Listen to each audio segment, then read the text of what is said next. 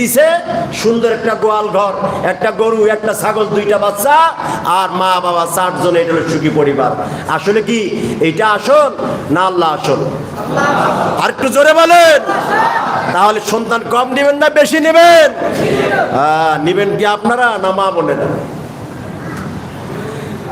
তাকায় দেখেন আমার প্রিয় ভাইয়েরা আমার, আল্লাহ রাব্বুল আলামিন কোরআনুল কারিমে জানায় দিলেন, ও পৃথিবীর মানুষ তোমরা শুনো, রিজিকের ভয়ে সন্তান হত্যা করো না, কার রিজিকের মালিক আমি আল্লাহ।